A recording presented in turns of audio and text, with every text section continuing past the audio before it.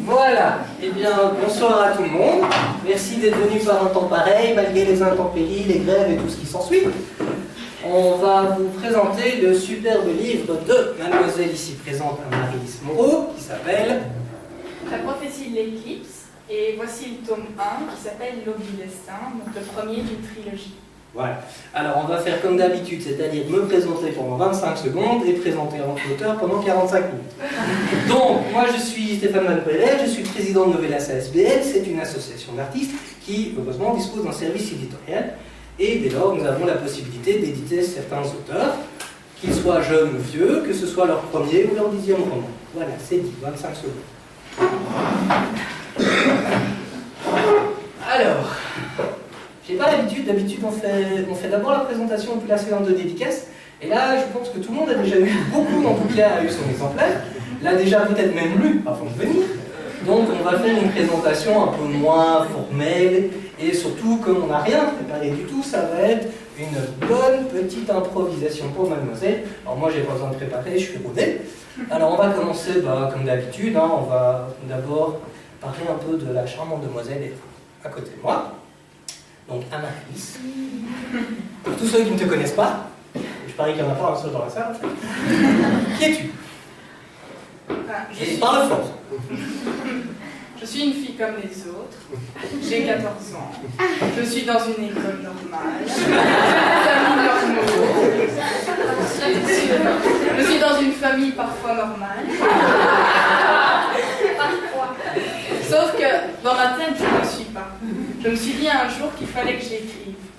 Je ne savais pas quand je devais commencer, mais je savais qu'un jour il faudrait que j'écrive. Si. C'est toujours bien de présenter le produit à la caméra. Alors, une fois, je suis allée en Écosse. J'adore l'Écosse, c'est un pays magnifique. J'y étais et je suis allée dans un endroit qui était super beau.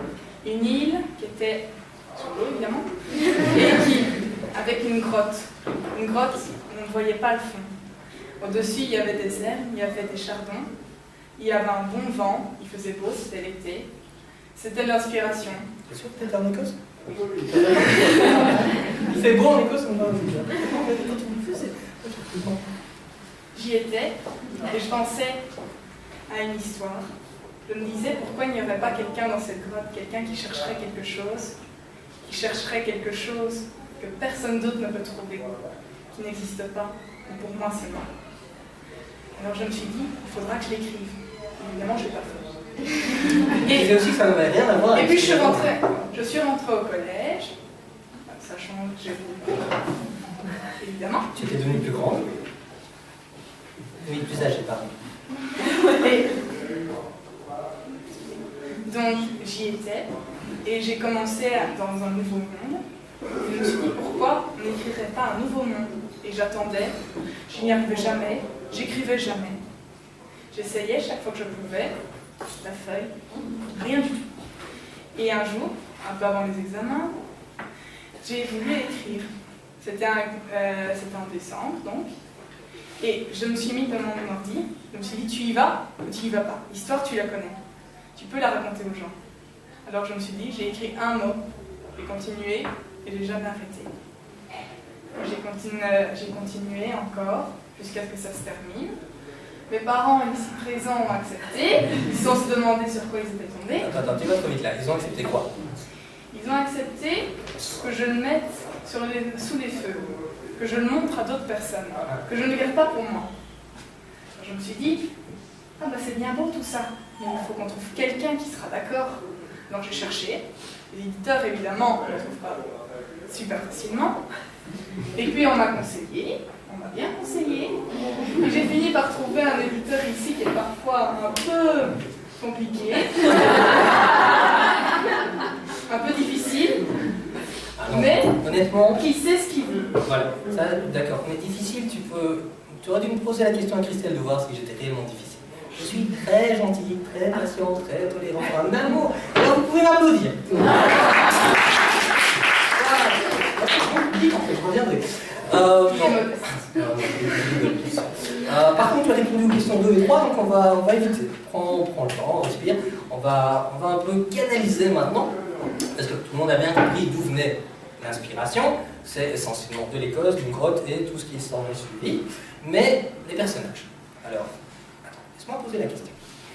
Je sais, de source sûre, que certaines personnes ici présentes ont servi de modèle à quelques personnages. Alors, comme la caméra est que vers nous, donc on ne les verra pas, du coup ça ne sert à rien d'insister sur les personnes, mais sur les noms des personnages, et peut-être expliquer un peu quels traits de caractère ont été repris. D'accord. Alors, on va commencer par le principal. La jeune fille que nous pouvons voir ici, la jolie Gwenaëlle, du moins j'espère qu'elle est jolie. Et voici le personnage principal, celle de qui tourne l'intrigue. Celle qui doit découvrir quelque chose, mais qui ne sait pas encore. Qui a un passé qui lui permettra d'avancer vers son avenir. Qui est une sorcière très puissante, qui vit reclus dans un monde évidemment magique. Vous pouvez le penser, comme on peut le voir. Et elle s'appelle Gwenaëlle. Ok. Mais et son nom de famille Macallan. Voilà. Pour le nom écossais. Alors, il y a d'autres personnages. Tu peux les citer. Alors évidemment, Gwenaëlle n'est pas seule. Elle a 3 amis. Un garçon, Dorian, qui est brun, qui n'a pas d'origine connue, qui est un savant, qui sait beaucoup de choses, c'est un sorcier, mais il est peut-être autre chose aussi. Il doit découvrir. Elle a un ami, un autre, enfin, elle voudrait plus. C'est un garçon, Liam, un peu blond. Et, il est pas. et comme par hasard, il est lié à quelqu'un de pouvoir. Quelqu'un qui pourrait tourner par rapport à ce dessin qui, comme vous pouvez voir, il y a le rouge, il y a le bleu, il y a le vert. Alors, ça, ce sont les éléments. Et il tourne autour des éléments. Les éléments représentent le bien, les ténèbres représentent le mal. Il tourne autour des éléments et il doit l'aider. Il doit l'aider dans cela. Et je ne sais pas pourquoi, ça se pourrait qu'il finisse ensemble. Mais je l'écrirai, évidemment. Mais la meilleure amie. Dans la 20e saison. Et la meilleure amie, Pénélope, qui est toute petite, qui est blonde, qui est une elfe, avec des oreilles pointues, des grands yeux, qui voit tout, et surtout, qui est une excellente amie. Alors j'enlève tous ceux qui ont des livres. Qui est-ce Ah, ouais. Continue. Qui est une excellente amie, et qui va la guider, qui va l'aider à prendre confiance en elle. Qui est quelqu'un de merveilleux, ce qui est sans doute la personne la meilleure, parce que Gwenaëlle n'est pas quelqu'un de parfait, c'est pas l'héroïne typique, elle doit se découvrir elle-même, et ce sont ces personnes qui vont l'aider à se découvrir et à trouver ce qu'elle cherche. Voilà. D'accord. Donc ça, c'était le clan des bons.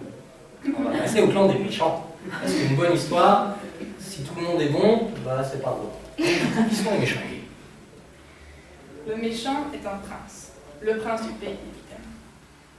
Le prince du royaume, qui doit lui succéder, qui doit prendre la place de son père. Et qui se découvre une affinité pour la magie noire. Qui devient donc l'ennemi de Gwenaëlle. Et qui veut tout faire pour l'empêcher de trouver son destin. D'aller vers l'aube de son destin. Qui doit lui-même trouver ce qu'il cherche. Qui croit qu'il doit avoir le pouvoir, qu'il doit l'avoir par le sang, qu'il doit répandre le sang, qu'il doit faire du mal, qu'il est obligé d'utiliser des pouvoirs très forts pour avoir ce qu'il veut. C'est donc un ennemi vraiment potentiel. C'est son ennemi direct. C'est comme un élu du mal et comme elle une élue du bien. Il est sous la garde des ténèbres, qui sont les 4 petits méchants, et elle est sous la garde des éléments, qui sont les 4 petits gentils.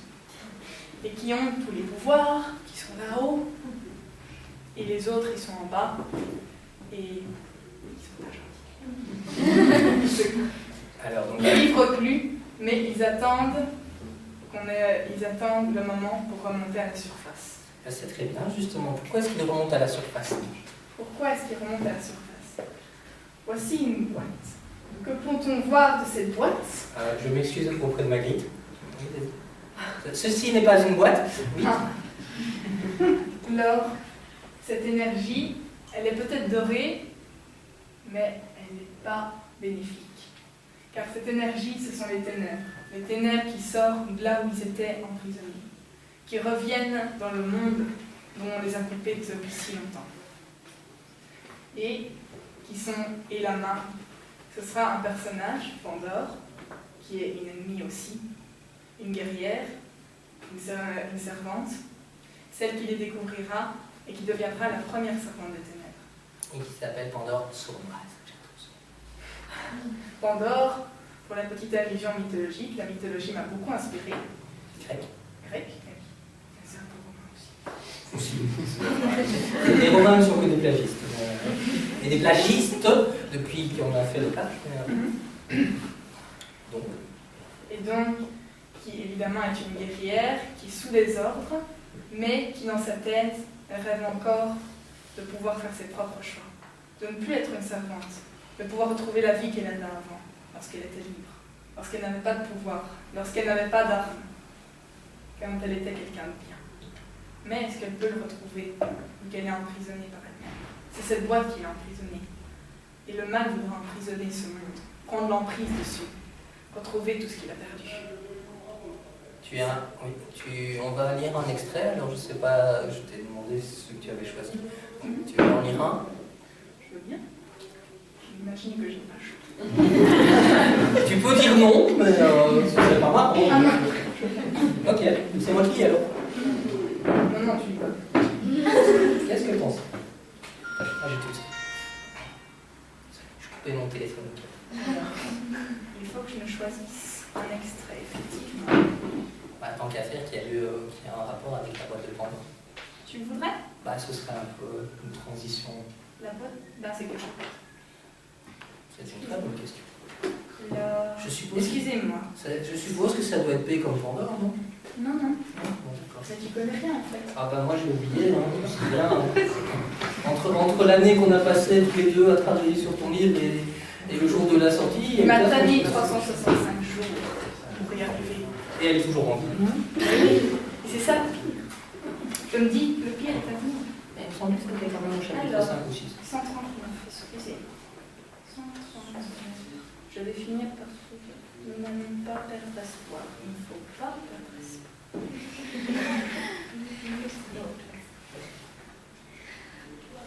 C'est bien, moi je lis en même temps. Tout avait commencé 6 ans auparavant, un jour de pluie, 142. Pardon.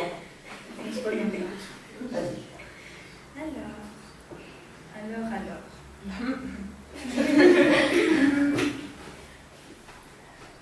Ce ne fut que lorsqu'elle aperçut le chapeau pointu sur une étagère que la Pandore d'aujourd'hui regretta sa curiosité d'enfant. En escaladant la paroi lisse du mur, elle avait entrepris d'attraper ce couvre-chef plus qu'étrange, quand soudain elle dérapa et se rattrapa à la planche de bois qui retenait le chapeau. Mais vieille d'une vingtaine d'années, la planche cassa et dégringola avec la fillette. Je suis restée sonnée quelque temps, mais Idriss m'a aidé à me relever. C'est alors que je l'ai vue, se souvint la guerrière frissonnante de peur. Lors de sa chute, le chapeau avait été propulsé sur un côté et avait dégagé un objet insolite qui avait attiré l'attention de Pandore Sombra. Derrière le chapeau de sorcière se trouvait une boîte, pas plus grosse qu'une assiette, faite dans les bois de vieux genévriers, ce qui en soi n'avait rien d'extraordinaire. Aucune décoration, aucune pierre précieuse, donc rien qui aurait pu attirer l'attention de quelqu'un. Mais ce n'est pas la boîte en elle-même qui attirait l'enfant. C'était l'étrange aura scintillante qui l'enveloppait de façon maléfique. Idriss, viens voir. Que se passe-t-il? Tu as trouvé quelque chose d'intéressant? Ah oui, on peut même dire plus qu'intéressant. Stop. Qui est Idriss? Idriss est l'ami d'enfance de Pandore. Il l'a accompagné pour découvrir la boîte. Je peux continuer? C'est bien, un bon extrait, et découvrir on le reste même. Là, c'était juste pour mettre dans l'ambiance de la boîte.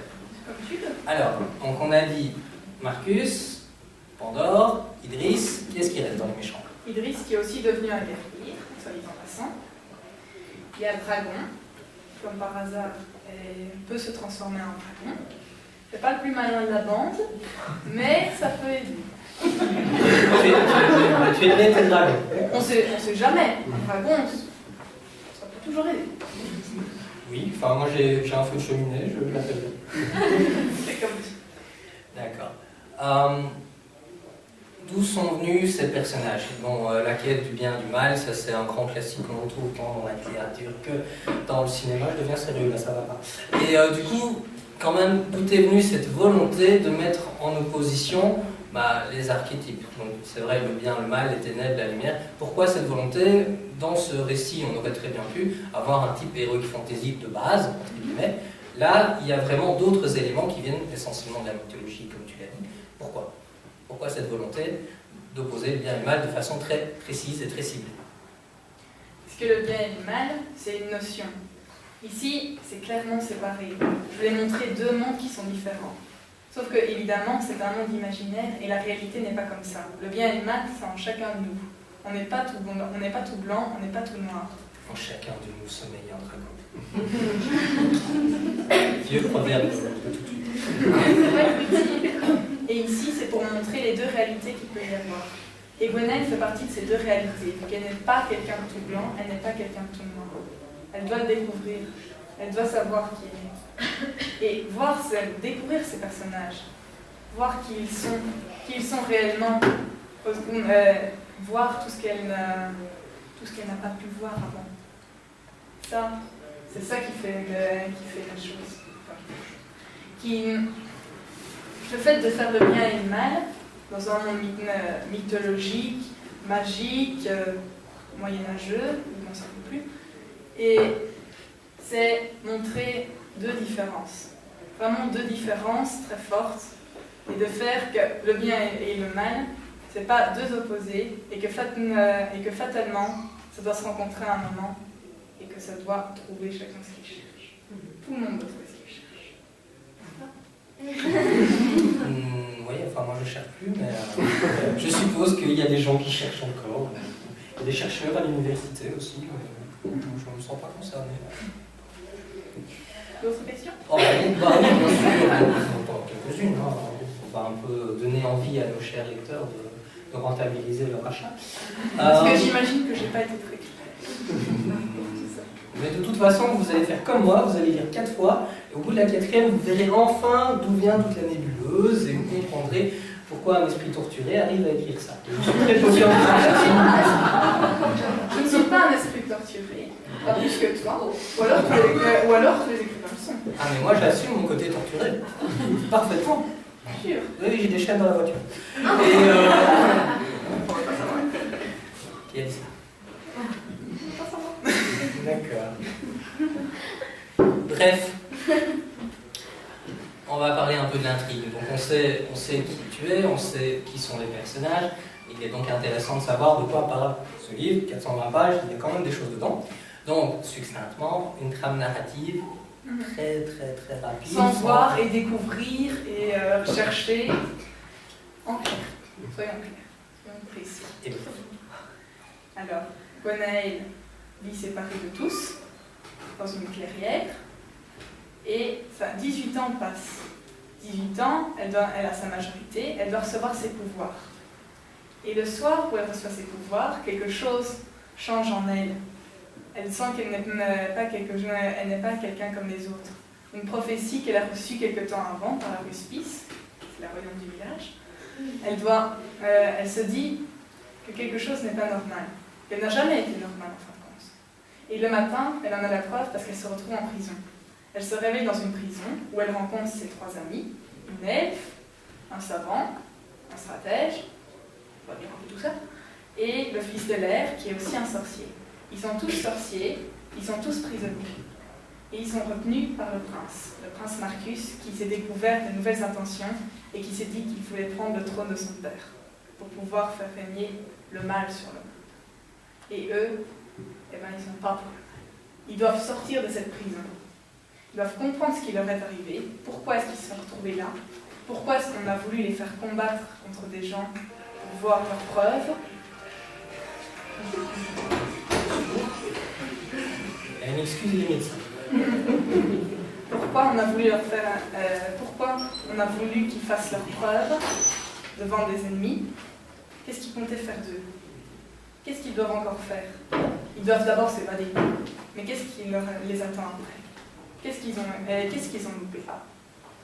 Il faut le lire comme ça. C'est bien. Alors, il y a sur la couverture une charmante jeune fille qui tient un charmant objet.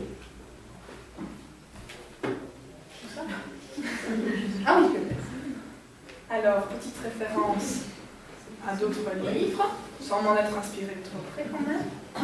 Ça existait avant. Voici une insimule. Un insimule. Mais j'ai passé pendant 1 heure à essayer de corriger tous les une en un insimule. Alors, en clair, c'est une baguette magique. Et la baguette magique reflète le pouvoir. On le crée nous-mêmes. Wena, elle le crée elle-même. Elle est à son image, puisqu'elle a exactement les mêmes couleurs que la robe dont elle est habillée. C'est pas un côté top modèle. D'accord. Et pourquoi est-ce qu'elle a une robe rouge? Une robe rouge, donc c'est une robe qui représente les éléments. Le bleu, l'eau, le rouge, le feu, dont elle se sent plus proche, le vert, pour la terre, et la petite chouette, qui est aussi le symbole de l'air, comme par hasard. C'est vrai que c'est difficile de dessiner le nom. Pas tout le temps. D'accord. Et pourquoi une baguette? Pourquoi pas un bâton de sorcier ou une amulette ou pourquoi une baguette? Parce qu'une baguette, c'est quelque chose qui n'est pas... C'est pas mon précieux. C'est quelque chose de plus précieux. C'est quelque chose... En fait, ça n'a pas tellement de valeur en soi. C'est que leur pouvoir. On peut le casser, c'est un morceau de bois. Mais dedans, c'est ça qui est le plus important. Il y a tout leur pouvoir là-dedans. Je voulais pas quelque chose, je voulais pas un joyau, je voulais pas quelque chose d'extraordinaire. Un petit morceau de bois, c'était bien. Alors pourquoi pas une baguette? Je me suis dit, une baguette, c'est très bien. Je peux poser une question con, piège, pardon. Et il est fait en quelle matière? Pardon? C'est quelle matière? Quel bois exactement? Mais justement, le plus important est à l'intérieur. C'est pas drôle. Ok, donc on a fait la trame narrative maintenant, mais vous découvrirez bien sûr la suite après. Alors, il nous reste encore à parler de la couverture. Donc en général, on demande à des illustrateurs, donc la SBL dispose d'auteurs et d'illustrateurs, ou en tout cas ce que j'appelle l'art visuel, donc des photographes, des illustrateurs, des graphistes. Et en général, on propose à quelqu'un de faire la couverture. J'ai essayé de proposer à quelqu'un de faire la couverture. On m'a clairement expliqué que ce n'était pas son bonne idée. Donc du coup, je l'ai laissé faire.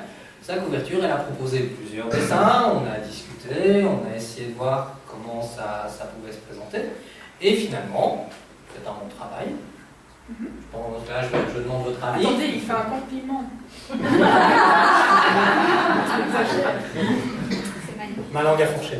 Pardon. Je ne ferai plus, promis. Je disais bien. Et donc j'ai dit un bon travail. C'est un excellent travail. Là, c'est poussé.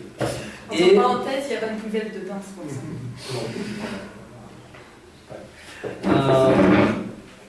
Du coup, d'où vient l'inspiration de la couverture? Parce que c'est le premier dessin un peu adapté que tu m'avais proposé au tout début. Donc tu avais déjà cette idée en tête avant qu'on en parle réellement. Donc du coup, pourquoi? Et explique un peu. Alors partons plus loin. Le noir, enfin pas totalement le noir, pour représenter les ténèbres. La nuit, et la nuit où Gwen reçoit ses pouvoirs. Ici, voici des dolmens. Des dolmens parce que ça rappelle l'Écosse, d'une part, que ça évoque quelque chose de magique, et surtout que c'est dans des cercles comme ceux-là qu'on peut rencontrer des esprits. Alors ici, cette fumée est verte pour évoquer de la magie, pour évoquer aussi les ténèbres qui s'en vont. Ici, et surtout, la prophétie qui sort d'une filleule. La filleule où était enfermée cette prophétie, après qu'elle ait été toute. La filleule qui lance tout, en fait, puisque Marcus la récupère. Et c'est cette fumée, la prophétie qui entoure notre personnage, Gwenaëlle, qui elle sera au centre de tout ça, qui n'a pas voulu, mais elle n'aura pas le choix. Alors, on va revenir un peu à l'intérieur du livre parce qu'il y a deux personnages dont on n'a pas encore parlé et que moi j'aime beaucoup. Ce sont les cousins, ou les frères de Pénélope.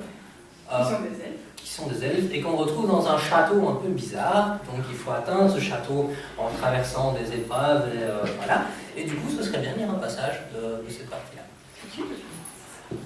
serait une bonne idée. N'est-ce pas? Je me demande quand même qui a fait la numérotation. Moi. Ah bah, je me disais plus. 220. Elle est dans l'ordre en plus, c'est ça qui est fort. Alors ça. 200. Alors, retrouvons-les. Ils sont perdus. À la lumière, je peux pas faire autre chose en fait, c'est ça qui m'embête. J'ai pas le droit de répondre en fait.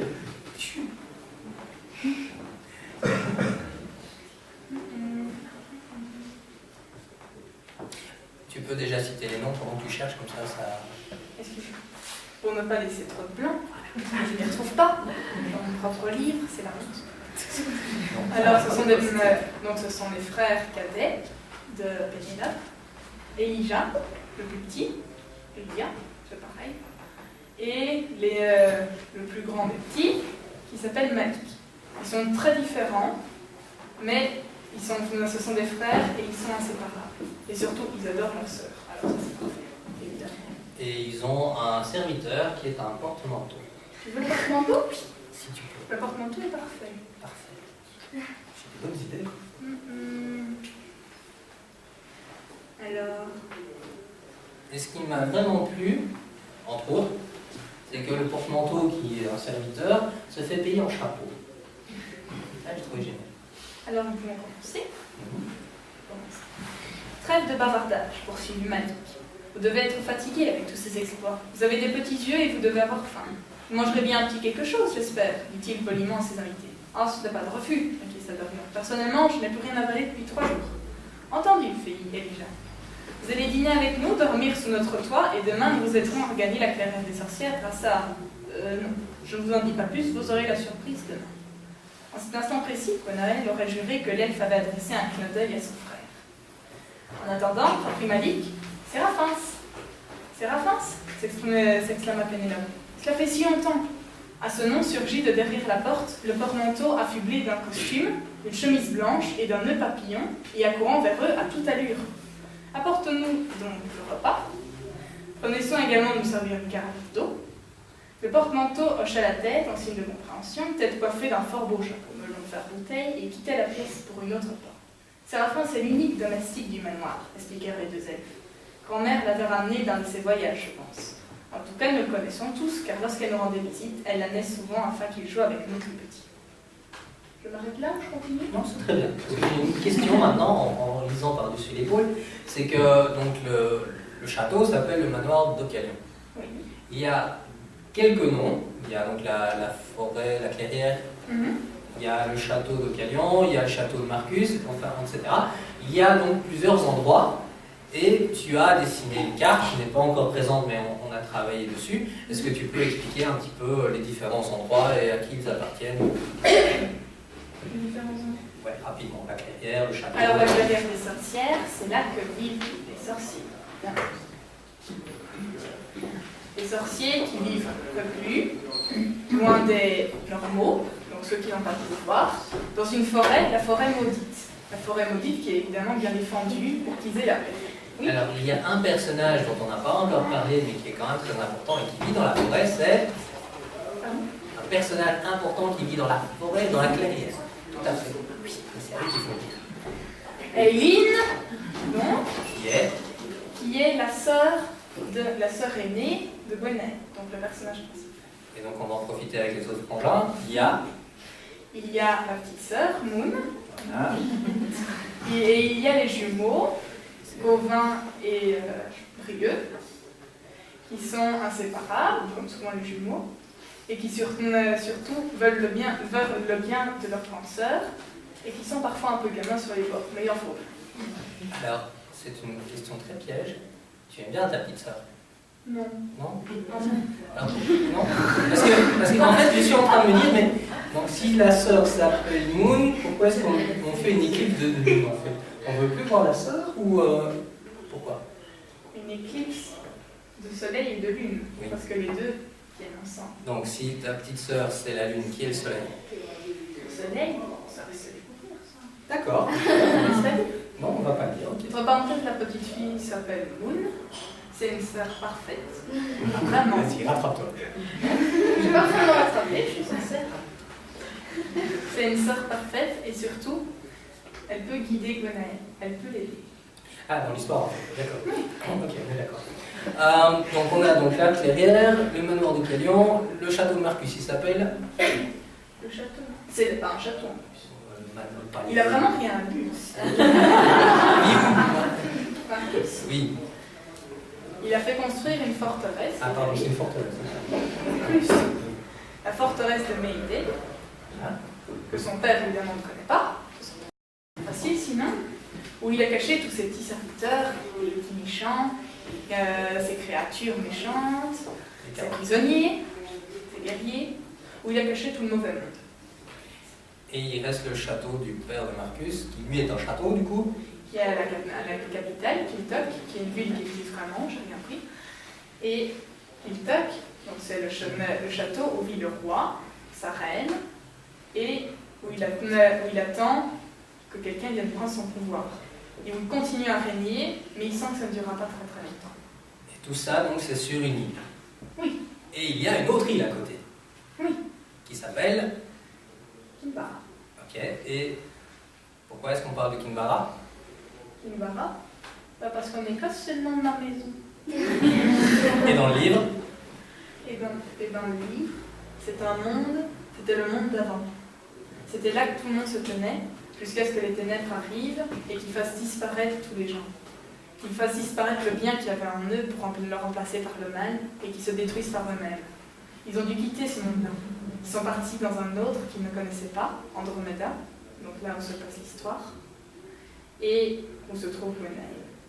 Seulement, ce monde, il reste quelque chose là-bas. Le mal n'a pas tout pris, il reste quelque chose et c'est là qu'ils doivent aller le chercher. D'accord. Ils doivent retrouver le bien. Il reste un personnage, on va appeler avec beaucoup de guillemets personnage, qui est le Tarken. Et tu vas lire un extrait qui concernera le Tarken, donc tu peux expliquer en très peu de mots ce que c'est. Ah, évidemment, c'est un monstre que j'ai inventé. Ça, c'est une sorte de serpent, avec de la barbe, avec des grandes dents. Je me demande à qui tu as pensé en faisant le personnage. Je sais pas, non. On peut tout imaginer. D'accord. Il a des grandes dents, des crocs, qui vit dans l'eau, et qui est une créature qui est faite à partir de 2 autres monstres. Et sa vie se compte en minutes. Mais il grandit de plus en plus, et surtout, il n'a qu'une idée, c'est de faire du mal. Il veut surtout les manger. Il veut se débarrasser d'eux. Est-ce qu'on peut en parler? On vient d'en parler, il y a un petit passage. Oh, c'est facile pour une fois que tu trouves le chapitre. Ah, c'est pratique d'avoir bien un petit déchet. Et après, on passera à une deuxième partie de la présentation, c'est-à-dire qu'on va mettre de côté un tout petit peu le livre, vous avez déjà vu pas mal, et on parlera un peu de la relation, de la création du livre en lui-même. D'accord. Ça, vous êtes déjà un peu préparé. Ça, c'est la partie dure. Et là, je vais remettre mes lunettes. Si nous parlions Du Tarken. alors.